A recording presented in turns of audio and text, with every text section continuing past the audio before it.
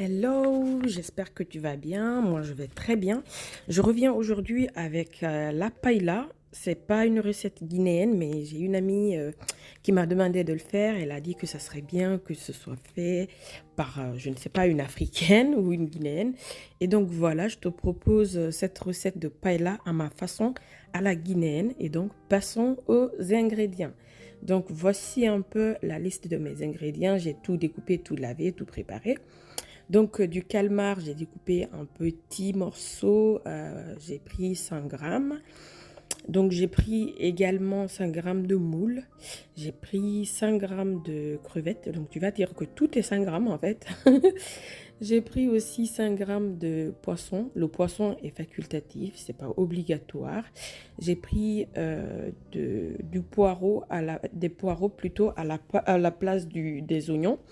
J'ai pris également des tomates. Les tomates également sont facultatives. J'ai pris 3 couleurs de poivrons, rouge, jaune, vert, comme le drapeau guinéen. Les... En fait, les poivrons sont vraiment indispensables. Ça, c'est ce qui fait la paella. Donc, j'ai pris un peu de petits pois. C'est pas non plus obligatoire. Donc, pour les épices, j'ai pris du persil, un peu de cube, un peu de ciboulette, du piment en poudre, du sel, du poivre, de l'ail aussi en poudre et d'autres épices africains. Donc voici pour les ingrédients et passons à la préparation de notre paella. Dans un premier temps, je vais créer le bouillon de notre plat. C'est ce qui va donner goût à la paella. Donc je vais commencer par mettre 250 ml d'eau dans la poêle et mettre la moitié de mes épices dans cette eau-là, tout mélanger et ensuite mettre les fruits de mer et les poissons. En fait, c'est lorsque tout cela a cuit dans cette eau qu'on va récupérer le goût et ensuite faire notre plat par la suite. C'est pour ça que je disais au début de la vidéo qu'il faut d'abord regarder la liste des ingrédients avant de commencer la préparation. Donc, je vais laisser tout ça cuire pendant 15 minutes. De temps en temps, je vais venir regarder mon plat, retourner les poissons et regarder comment la préparation avance. Donc après les 15 minutes, je vais retirer tout ce qui est dans la poêle, poisson, fruits de mer, tout, pour ensuite récupérer l'eau. Cette eau-là, je vais la filtrer pour ne pas avoir des surprises comme du sable parce que j'ai préparé des moules, donc il faut faire attention au fond. Donc gardez que l'eau qui est sur la surface, c'est cette eau-là qui est en quelque sorte le bouillon qui va donner goût à notre paella comme on le souhaite. Donc lorsque j'ai tout retiré, poisson, fruits de mer et l'eau, je vais nettoyer complètement la poêle et ensuite la remettre sur le feu et mettre, disons, une louche d'huile de friture. Voilà, lorsque ma poêle est propre, je vais mettre l'huile, comme j'ai dit tout à l'heure, une louche et ensuite je vais commencer la friture du poisson. Donc, moi, j'utilise un couvercle pour ne pas me brûler, donc il faut faire très attention à pas se brûler. Donc, après le poisson, je vais mettre les fruits de mer par la suite. Parce que pour moi, la préparation d'une paella est très progressive et méthodique. Donc, on ne peut pas faire tout à la fois. Et moi, j'aime bien quand la nourriture est bien cuite. Donc, je ne bâcle pas les choses. Donc, ça m'a pris au moins 1 heure de préparation parce qu'il faut faire beaucoup de petites choses à la fois. Voilà, donc c'était juste une précision par rapport à ça. Donc lorsqu'on a fini de frire les fruits de mer ensemble, moules, crevettes et calmar, on va mettre ça de côté. On va commencer à frire aussi les autres légumes. Donc moi, je vais commencer par les poireaux. Je vais d'abord frire ça. En fait, tout se passe, disons, entre 2 à 3 minutes, quoi. La friture, ça prend pas trop de temps. Donc, avec les poireaux, je vais mettre un tout petit peu d'épices pour un peu donner du goût à ça également.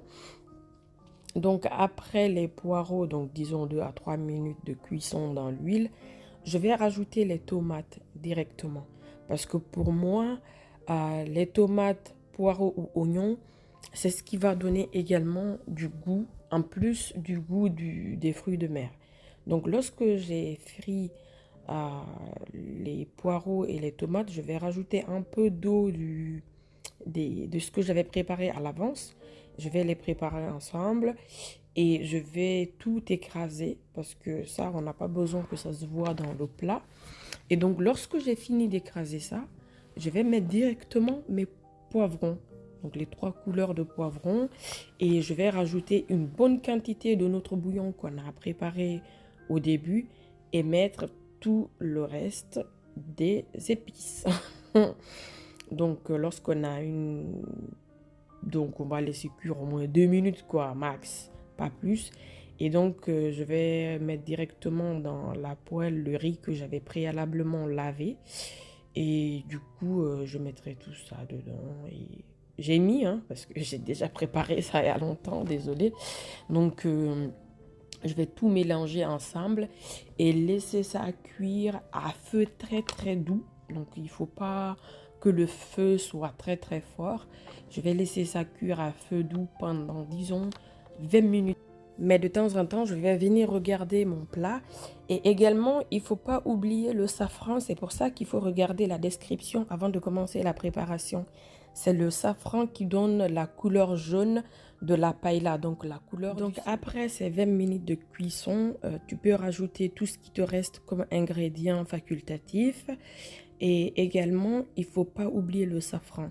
Lorsque tu prépares, à un certain moment, l'eau va finir dans ta casserole parce que au début, on a mis 250 ml d'eau. Donc, l'eau va finir et le riz ne sera pas très bien cuit. C'est pour ça qu'il faut mettre le safran de côté, le laisser infuser. Et c'est cette eau du safran qu'il faut rajouter au fur et à mesure sur le riz pour que le riz soit bien préparé.